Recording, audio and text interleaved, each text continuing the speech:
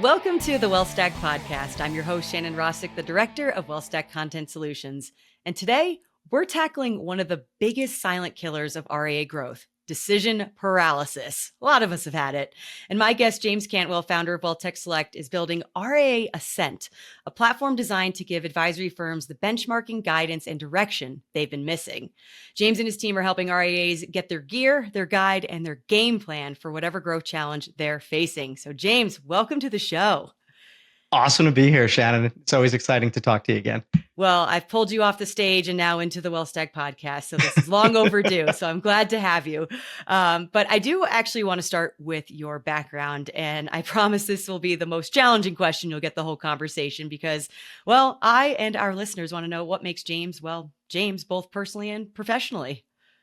Sure. I'll give you some of the quick stuff.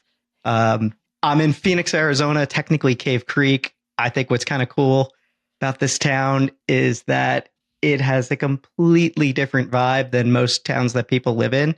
We're like 50% still cowboy country and like 50% biker bar country. Oh, I know. So I've ridden horses out there. There you go. Yeah. So it's like a really cool, unique place. And so love living out here. I got my lovely wife, Amy, my daughter, Callie, a 1-year-old. Absolutely keeps me on my feet. I am too old to be having my first child, but she's definitely keeping me young and running me around. We got 2 pups. We got a German Shepherd named Willet, and we have a Red Heeler named Ginger. And funny true story, my wife and I go to this cowboy bar every other Friday or so and grab a quick happy hour, and we almost always order a bourbon and ginger. Now, Willet was intentionally named after Willet Bourbon. Ginger was a rescue we did not name. And only about a year ago, she's 4 years old. We've had her about 4 years. Only about a year ago did we realize that our dogs are essentially bourbon and ginger. I don't know how we missed that, detail that was so in our face. But anyway. Let's chat about this. Forget WealthTech. Let's talk about our adopted dogs and how we name them, because I named mine after sports teams, so I get it. My wife always named them after she used to ride and compete. So like she would name her dogs like the last dog that she had when I met her was Derby, right? So she would always name her dogs after like horse events, horse things, whatever. They were all kind of horse. Your wife and I are about to be best friends. So two horse girls. Let's go. Well, here, we should probably talk more about like professionally. So professionally, the wealth management space is pretty much the only space I've known. I've been in it almost 30 years if I round up. And I've really spent time in almost all of it. I have worked for or at private client services firms, wealth management firms, asset management firms, hedge funds, mutual funds, broker dealers, software vendors, consulting firms. I've run 2 of my own consulting firms, and now most recently have a technology platform. And so I've been on all different sides of this ecosystem. You can kind of break it up into nice thirds. I spent like the first third really kind of on the buy side working for these firms. I spent the middle third almost entirely at Advent Software, both pre and post their acquisition by SS&C. I was both a consultant and ran consulting for the Americas. And then I left, co-founded one consulting firm, and then left that firm and now have my own firms. So this is kind of all I've done, all I know. It is, I eat, sleep, drink, wealth management, wealth tech. I am an absolute tech nerd. And for those who don't know WealthTech Select, it only did come out in January. We track 1,000 plus technology and service providers, give intimate details. Well, maybe intimate's not the right word, but give lots of details about the different technologies, let you search and filter by what they integrate with, and give you details on the product features and who they're for and things like that. So really useful resource. And it's actually going to be part of the larger RIA Ascent platform that we're building. Love it. So. Well, thank you for the background. And clearly, number one, you need to be cloned because you are doing the most. And two, I love that you have this constant entrepreneurial spirit, which is why I wanted to talk to you about RIA Ascent. And, I'm hearing about it for the first time. And so, give us the big So's picture everybody. vision. I know. So this is very exciting. I feel like we're doing a full blown launch here on the podcast this time. So I want the big picture, why you felt the need to build this for the industry and why now. Yeah. I'd love to answer that. I think, let me give you 3 quick things before I do that are sort of, how James thinks and sort of like what sort of drives me. And so like the first thing that's probably important to know is that like I've always been inquisitive. I've always wanted to understand how things work, who they're for, what their purpose is, how you get value, and most importantly, like how that changes from a different perspective, or in our case, maybe from like a different user or firm type, right? As a kid, I didn't care about users or firm types, but I always cared how things work and why different people looked at them differently. I am absolutely, I don't want to use any medical terms, but I will say compulsively obsessed with efficiency. And that's in my personal life. That's in my work life. When I'm driving down the road, I think about traffic flow and how things should be more efficient. People got out of the left lane, moved to the right, different things. Like I can't turn it off. It is, my wife hates it. I try and suppress it, but it is absolutely part of my core DNA and I can't get rid of it. And lastly, I am a tech nerd, both wealth management, like wealth tech, and outside of that. Like I love to nerd out about everything tech. So those 3 things are material because they all kind of come together to drive why I came to build RIA Ascent. So I've been in this industry, like I said, almost 30 years. And one of the things that I realized is that I used to focus kind of on the micro level of the RIA, but I always had this very like holistic perspective within an individual firm of how do I solve their problems? They have disconnected data. A lot of times the different people in the organization, the left side hand doesn't know what the right hand's doing, right? There's lots of information issues. And a lot of times because there's information gaps, there's data gaps, there's technical issues, the firm doesn't really have clarity and doesn't really have direction, right? And a lot of times they're not even really running their firm as a business. They're heads down working, but they're not really running it as a business. And what I realized is that's not just an issue at the individual RIA, it's an issue for our entire industry, and obviously not isolated to our industry. But more importantly, within our industry, the issue is exactly the same if you extract up a level, right? So there's all these different parties. And actually, this might be a great point for me to put a slide up. So. Yeah, shout out. You are the first guest to come prepared with slides. So, I mean, you can technically say slides because I have 2. So good news is you don't have to, this is not a lengthy, slide deck presentation. But here's the important thing. These are the types of firms that we service with RIA Ascent. And what you'll realize by looking at this slide, and hopefully everybody can see it real well, but what you'll realize from looking at this slide is that none of these firms really operate independently. And they get a lot more value when all of them are educated about each other and you can make meaningful matches and connections at the right time between the right counterparties. And we have lots of solutions in our space that do that for one segment, right? So as an example, if you're actively interested in selling your practice and you're working towards that, you might sign up for one of these platforms that list your firm, work with one of these consulting firms that help you figure out what steps you need to take to increase the value of your organization, work with you on timeline. And they have these marketplaces, where you can shop for different RIAs. So the aggregators, the private equity firms, others can all come, but it's a single threaded solution. Those are active sellers, active buyers. What we're trying to do is actually bring everybody together. We're trying to take every RIA firm and actually let them know where they stand compared to all their peers. We're trying to show them some different information. So like getting into what it does a little bit from an RIA perspective, because it actually does different things for all these different user profiles. Oh, wow. And there's a different user interface. So everybody has a different personalized experience with different features and functions. So it truly is an ecosystem platform. So if we're thinking about the RIA, and specifically we'll think about an RIA owner, let's say you're 5 years into running your practice. Maybe you have a couple of advisors, some support team members. You're probably not thinking about selling your practice yet. You don't know if you even want to sell your practice. You might not know if any of the people on your team are potential G2s or successors for you. You might not know if you want to bring in outside advisors to grow your business.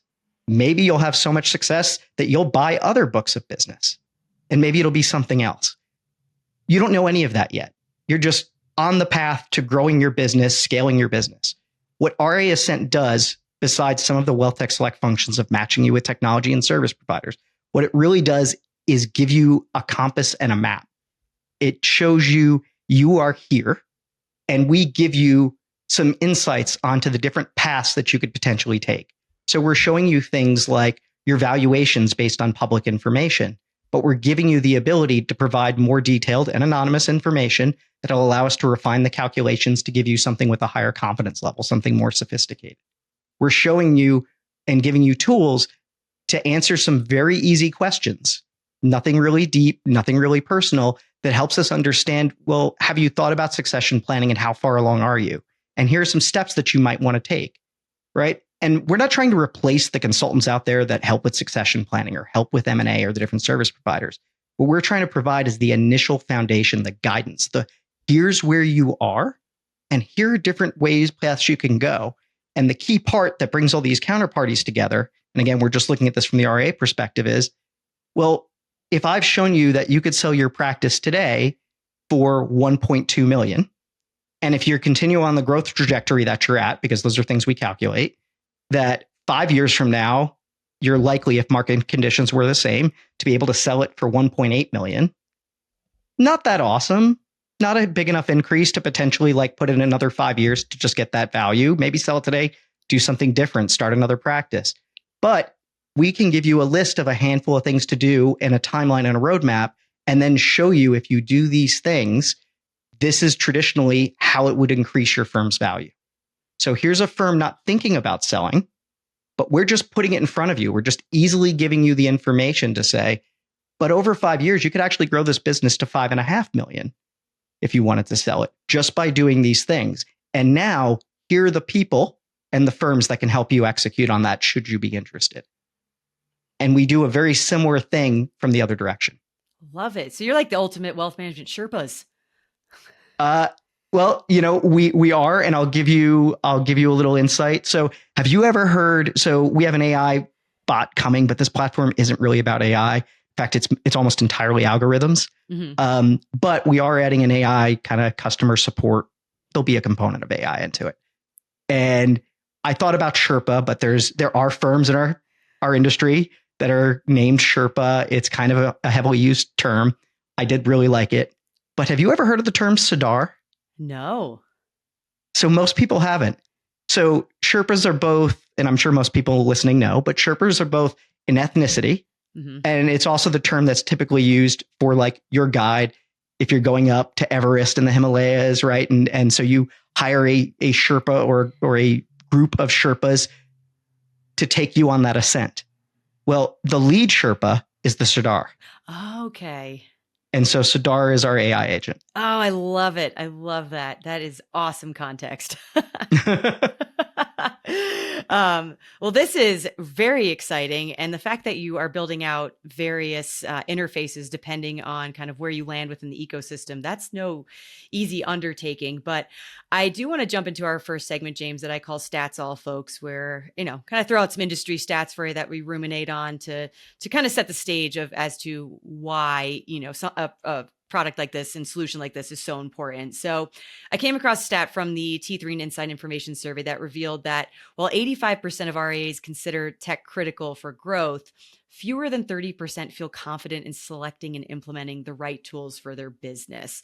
Why do RIAs struggle so much to make decisions about growth and tech and strategy? And do you think that this paralysis is more about, too many options on the table or not enough clarity on what actually moves the needle? Both. right? So let's tackle each piece of that separately. So everybody knows the Kitces map, right? I think that's kind of like our our gold standard for here's what exists in the ecosystem. And even talking to Michael a couple weeks ago, he even acknowledged like it's getting crowded. It's getting really busy. It is.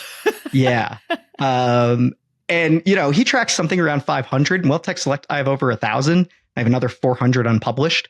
Oh my gosh. So like there's a lot, and that's strictly in our space. But so one, you have just an immense amount of choice, which is fantastic. But for those, I wouldn't say I'm a fan of Cheesecake Factory, but I have been there. What? And I would say the menu, sorry, not my bag, but I'm more Red Lobster. I need those The cheddar biscuits. Buttered biscuits. Those Cheddar Bay biscuits. But Cheesecake Factory is known for a ridiculous menu. Mm-hmm. And so you'll sit there flipping through, trying to figure out what you want. And there's advertisements in the middle and all of this. And it's decision paralysis. And we don't have to get real sophisticated here. That's what this is. Mm-hmm. How many note takers are there? How many CRMs are there? Right. And most firms don't know how to properly evaluate. So they end up doing a couple of things. They go to these conferences, they see these surveys, which are really valuable. They talk to other people in their network. And I have interviewed and spoke with a few dozen firms just in the past few months in research for these platforms that I'm building. And I wish I had the stat in front of me. I should have prepared it.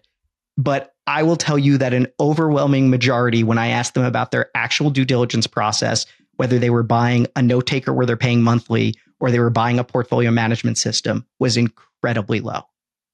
They asked very general questions. Maybe they used an RFP, but it still wasn't well cultivated. Most times they did one or two demos. They never did a proof of concept. They didn't put any data in there to test it out. They didn't actually run it in parallel. And the firms implementing them really never personalized the implementation for them. So not only was the selection process poorly executed, so is the implementation and training process. So it's not even a matter of like selection. It's also a matter of like, are you really even getting the value out of the platform you just bought? And I see dissatisfaction all the time with platforms. And I would tell you that somewhere in the ballpark of 75% of the time, it's really not the platform, it was their implementation. Oh, interesting. Okay. Yeah. Because that's a clear, differentiator then between, when it comes to implementation, that's a whole other story. Because I'm curious too, if you've noticed any patterns then between, firm size or stage and their ability or even inability, as we're talking about, to make a timely, confident decision around these things. I'm glad you added timely. Everybody goes much slower than they think, and everybody starts way later than they should. Mm. I'll start with that just as a general piece of advice, because I get firms all the time who will contact me in June and say, we need to go live on a new portfolio management platform in October. And the reality is they don't really know what they need. They haven't actually identified why they're switching. They don't really know what they want to get out of it. And it can take a significant amount of time to do proper due diligence. Right. And then you just factor in vacations, parental leave, and a host of other things. And you lose a lot of time really quickly. And a lot of firms aren't thinking about the reality of these timelines. And then they're usually going right up against a contract renewal. And so it is so often that I see somebody trying to negotiate a 3-month or 6-month extension. And depending on the vendor, they may just hang it over your head and double charge you practically the same amount just for a 6-month extension or something like that. So start early, use an expert. There's lots of us out there.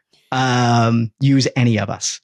Doesn't matter. It does matter. Use someone who's done this on a regular basis who can help coach you through, because advisory firms are good at advising their clients, right? They're not all necessarily good business owners. A lot are, some aren't. And they're not project managers. They're not software implementation specialists. They're not, technologists who can migrate data and do data conversions. They're not workflow designers. And these are a whole different set of skills that are used when you're evaluating and implementing these softwares that most firms, if they're lucky, have somebody on the team that's probably their head of ops who's done it once, maybe twice for another firm. That is the reality, and that is a good point. But I want to talk about RIA Ascent a little bit more. You've made it very clear that it's, goes well beyond just another consulting tool or a vendor directory. And you said that it can actually provide personalized insights from minute one without any private data, from the firm. So how are you extracting and analyzing public filings in a way that makes it actionable for these folks? Yeah, so I guess I'm going to announce 2 products on this. Ooh. And one of them should be actually out by the time this airs. I don't expect RIA Ascent to be live that soon, but we're close. So we have ADV Intelligence Pro, which is a platform and frankly serves as kind of the foundational data along with the WealthTech Select platform that we're sending into RIA Ascent. So they both make use of 2 other products' data sets. And so we're building our own little ecosystem as well. But so with the ADV Intelligence Pro, what we have here is a direct connection to Form ADV documents, schedules, Part 2s, and we're working on Part 3s. And so we are bringing in this data for all 15,000 SEC and state registered firms. We are bringing in historical data. We are doing deep analysis and calculation on every single firm, time series data. We are performing custom classifications. We are deriving insights, and we are doing so from a few different points of view. So we're doing so from the owner point of view, where they would want to know things on a micro level about their growth rates, how they benchmark to other firms, et cetera. We're doing things from an M&A perspective, and it's a little more on the light side. So I would tell you that ADV Intelligence Pro is a little bit more, you interact with that platform to search across firms, but to really kind of do individual research firm by firm, right? So you'll open up a firm, you'll get insights and information on that firm, and you kind of search through them one by one, different search and filters. So the use case for asset managers, for consultants, for RIAs themselves is pretty broad. There's a lot of different potential users of this platform, but we use this data as the foundation for your journey in RIA Ascent. So when you sign up by CRD ID or by name search, we pull from our database, which is real time from the SEC. And so we pull from that. We say, is this your firm? You select it, and we give you a little bit of information where it is, the AUM. So you're like, yeah, that's the right one. So you know it's the right firm. We connect you. We ask you a couple of questions about what you do at your firm. Very easy, takes just 60 seconds to fill out. And then based on that, we set up your profile. We have already now taken all the analysis that we have in ADV Intelligence Pro and then some, and loaded it in, and we're accessing it. So we've already calculated a valuation for your firm. We already have your growth rates over the past few years by AUM, right? We've already put this information in. And so we can show you things with a reasonable level of confidence, but it's all based on public data. And now starts the value exchange. So quick question though, and correct me if I'm wrong, but you've also built progressive data sharing into all this, right? Yeah. So the way it works is because we have a concept, and I don't want to get in the weeds, but we have a concept of pathways. And so we have identified what we believe are the different pathways. And so there's a few pathways related to like starting your firm, growing your firm, et cetera. There's a pathway related to breaking away from a firm. There are some pathways related to succession planning, selling, et cetera, right? And so you can access information on all these pathways at any point in time. But if you started your firm this year, you're probably not thinking about succession planning or selling. So while those pathways are available to you, the questions that we might ask and the information we might ask is really not important right now, right? Or maybe you don't even have enough to really do something with. You have 1 year of history. We can't really do anything. We can't extrapolate your growth rate and things like that yet. It's too early, right? So, but what we can help you with, let's say you are that first year firm, we can tell you what you're worth right now. We can ask you to give us a little bit of insight on the diversity of your team, the leadership, the technology you use, really general questions. I'm not saying you're telling us each specific piece of tech and you're getting really nuanced. This is real general stuff, but it's the type of information that's really useful to provide guidance. You tell us a little bit about what you're doing or not doing with marketing. You tell us a little bit about how well your procedures are documented or not. You tell us a little bit about your compliance tools or compliance team. You tell us if you have departments or you don't. You tell us how you make decisions by yourself, by committee. You tell us these very basic things, and we can start making recommendations for you on, well, if you really want to grow your firm, then go this path. And here are some of the recommendations. If you're really looking to get more efficiency, not necessarily hyper concerned about growth, go this path. And you can do more than one at a time, but we're asking you different questions within each path. And just so you know, each pathway has 4 to 5 sort of sub areas like operations, finances, etc. And within that, we ask you anywhere between 3 to 7 questions. If you were to try to answer the questions for the entire platform all at once, which is not something you would do, I can't imagine it would take more than 30 minutes. Oh, wow. Okay. So it seems like then it evolves with the firm then, which is great. So like you said, yeah, you're not meant to do it. You're not meant to share everything on day one. You don't have all the information on day one. The platform grows with you. And we also have a scoring system that's proprietary. What I'll say is it's loosely based on the rule of 40, but then adapted for RIAs. And we've incorporated some great insights from Dr. Joshua Wilson on behavioral finance. And we've put that in there. And so now what we have is a benchmarking score that we think can be the industry standard so that RIAs can understand where they are and what range they should be in at different points in their cycle.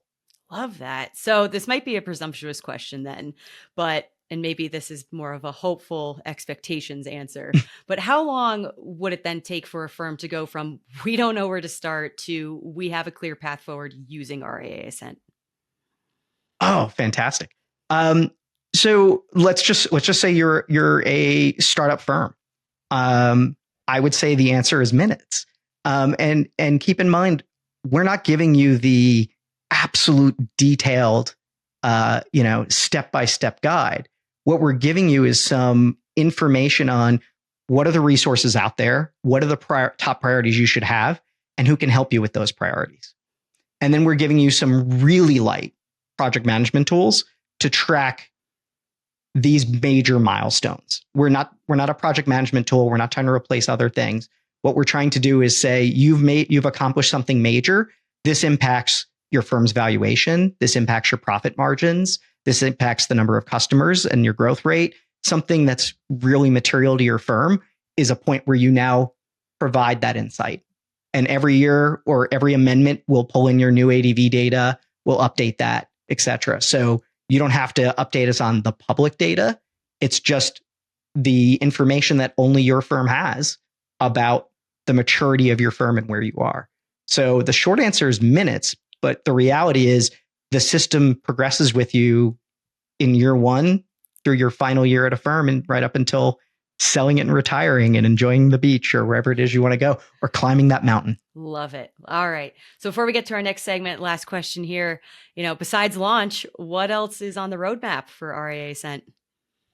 I don't know. I am so busy just focusing on building it. This is the first actual moment I've really taken to talk about it other than last week I shared it with the WealthTech Select Inner Circle and gave them some beta access to the ADV Intelligence Pro. And so, yeah, I don't know what's next. I mean, we're going to do some conferences later in the year. RIA Ascent is actually part of a new company. So we'll have some new branding. The company is Ascent Growth Platforms. So RIA Ascent is our flagship product, not our last, but our first. So we expect a lot of more firm or persona specific tools coming in the future. So lots of stuff still undetermined, but we'll be getting this in the hands of users a little bit later this year and demoing it at some upcoming conferences. Love it. Possibly yours in October. I was going to say, I was like, well, we have some coming up, so we'll chat about that. We're very much hoping to launch by October. Love it. Well, congratulations. Yeah. Really exciting. But now it's actually time to put you in the hot seat a little bit, James, in the segment that I call Ask Us Anything, where I've gone out to the social universe and asked folks to submit questions they want answered by you. And we had a few folks submit and slide into the DM. So if you're ready, rapid fire it. Let's go. Let's do it. All right. Question 1 that we got. Why is it so hard for RIAs to wrap their heads around project management software? I like this. Mainly because I don't think RIAs are struggling to wrap their heads around it. I think they're struggling to even know it exists and it would be really valuable for them to use for their firm. So I consult with a lot of smaller firms, breakaways, and historically I've spent a lot more time with probably the 2 billion AUM and up asset wealth firms. And what I can tell you is those larger organizations generally have project management software. Oftentimes they have an actual PMO. And so they are intimately familiar with making plans, measuring their building out their tasks, using project management tools, and actively running their business and their different initiatives. The smaller firms, unfortunately, seem to be very fly by the seat of their pants, reactive. There's some planning. I don't want to insult all these advisors and hopefully future users of the platform, but there is a lot of, I've been running my business this way for a long time. I just focus on my client relationships. I'm making good money. And there's not a lot of strong planning around the business itself, the technology initiatives, et cetera.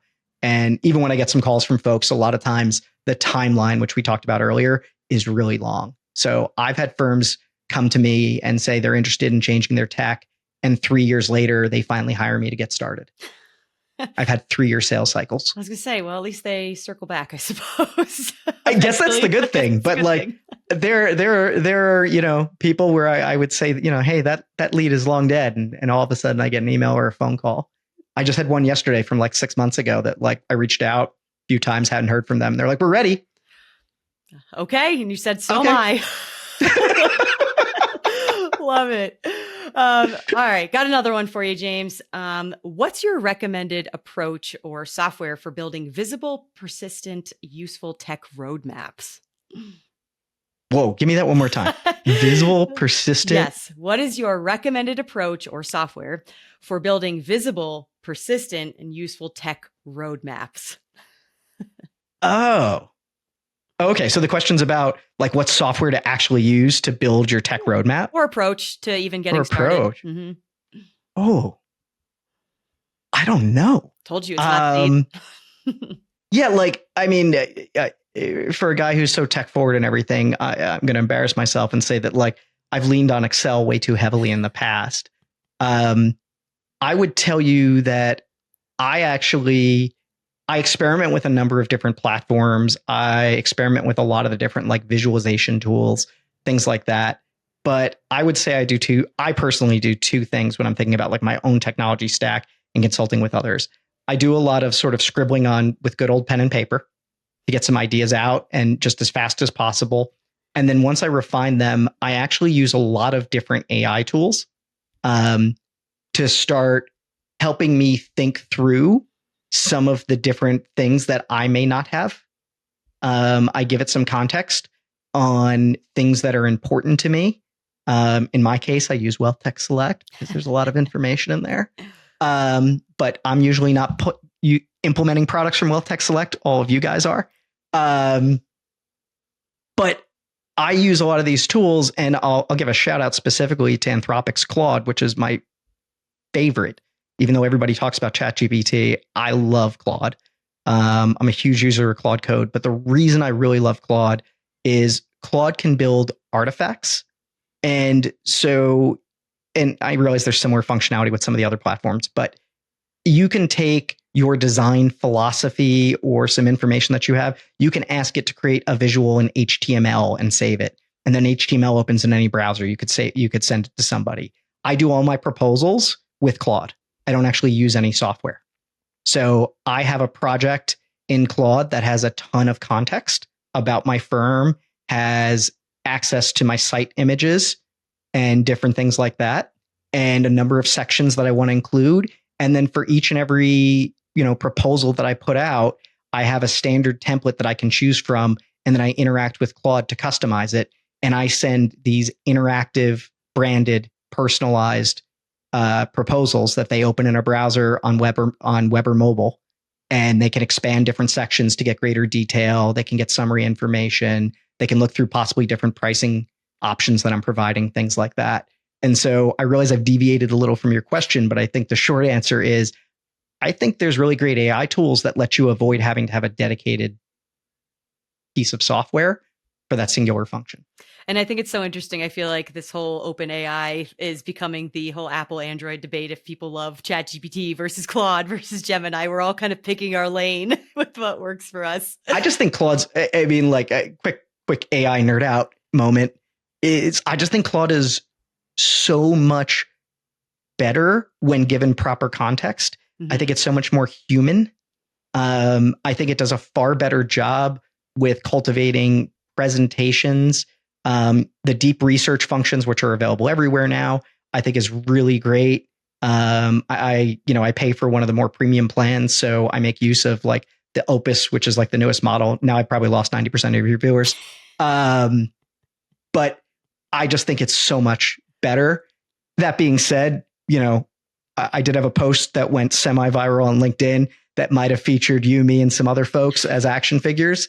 And that was ChatGPT created. I couldn't do that with Claude. So, shout out to action figure creation images from ChatGPT. But for everyday practical use, Claude's my dudes. Might have to slot that image into this podcast so people can have that context, because that was fit. The superheroes and the action figures, that was so good. But I digress. So, James, final segment for you, and possibly, even though this whole conversation's been entertaining, this is my favorite segment that I call Stack It or Whack It. You've seen me running around the t-shirt at the conferences. So basically, yes. I'm going to throw out a few tech trends concepts at you, and you tell me if you'd stack it, meaning you love it, yes, use it, let's go, or whack it, hard pass, hate it, no, that's like not in the realm of possibilities. So first one I've got for you. Fully automated vendor matching tools with no human oversight. Stack or whack? Oh, well, I'm going to kind of say stack. You can have a hybrid answer. I sort of built one. That's why I had to ask. Yeah, I feel like I kind of have to lean towards that. Now, so I'll say stack, but your question was very specific. It was like fully automated, whatever. I would say, and I won't do a plug for like WealthTech Select or RIA Ascent here, but I would say like the thing is it has to be personalized. Like that's what's been missing, right? Like people ask me all the time, like what's the best CRM or what's the best this or what'll work best. I use Adapar. What'll integrate the best with this? And it's like, that's not really how you build a technology stack. You have to think about the holistic use. You have to think about the different people who are going to use it. It's not about what's the most popular. It's not about what gets the best score in the T3 survey, even though that's helpful information. Like it's just, that's not how you design a proper tech stack. So fully automated, I don't know about that. So hybrid stack. Even WealthTech Select is meant to just kind of help you narrow the field. It's not really meant to build you a tech stack. That's a complex process. That's fair. All right. So I also know you are an adrenaline junkie like myself. So fast cars, fast horses, snowboarding, skiing, whatever it may be. You and I both have a need for speed. Yeah. So thoughts on AI co-pilots for performance driving that adjust to your car's handling based on your driving style? Is that a safety revolution or ultimate buzzkill for speed junkies like ourselves? Stack or whack? Oh, whack it. No. Look, I currently drive, one of the cars that I drive is, I have an electric BMW. And it's my first electric vehicle. Fun. And I love it. It's a great car. But the reason I love it, and I've driven, Teslas and a host of other cars, but the electric cars, but the reason I love it is it actually drives like a combustion engine vehicle. Ooh, does it have that tight German suspension still? Yeah, it doesn't feel like, the computer's driving the car. I still have that driving experience. And I've owned a few BMWs, and it definitely, and I do use my turn signals for those who know that stereotype. But I've owned a few, and I feel like this really does well, emulating that. But I also have owned some large, loud, manual V8s and track them and race them. And there is nothing like that. I don't want any nannies. I am a purist, and I would happily toss that BMW in the dumpster to drive those other cars every day of the week. I love it. I have a Mustang GT that is a V8 5.0 liter that has the drag mode, track mode. Then I take that out frequently and burn up those performance tires. So we should hit the I used tracks to in have time. I used to have a Ford GT350 Oh, that I used to take on the track. I'll send you a photo after. please. But oh my God, those things are, I mean, just starting it up like Yeah. gives me chills. I love that. I like loud and mean and aggressive. So. Yeah, and like the electric car couldn't be like more polar opposite. You start it up, it makes absolutely no noise. It'll make a cool little boo, but that's it. That's all you get. Oh, I love it. Artificial acceleration noise is nothing visceral. Oh my gosh. Right? I love it. Yeah, I agree. No governors, no nannies, no nothing. Let it rip. So, James, this has been such a fun and incredible conversation. And outside of all the tangents we went on, you're obviously building something that really just resonates with the future of our industry. So real quick, just tell our listeners where they can learn more about you and RIA Ascent and what you're working on, where they can find you. Yeah, you can go to WealthTechSelect.com. And hit me up on LinkedIn, connect with me, send me a DM. I am happy to help anybody with tech decisions any way I can. So I'd love to chat and help out any way I can. Fantastic. And be sure to like and subscribe to the WealthStack podcast on all major podcasting platforms and follow all things WealthStack on wealthmanagement.com, LinkedIn, and X. And if you want the in-person experience, we have RIA Edge LA coming up on October 7th and 8th. And thanks for tuning in. And remember, if it doesn't streamline your stack, maybe it's time to whack it.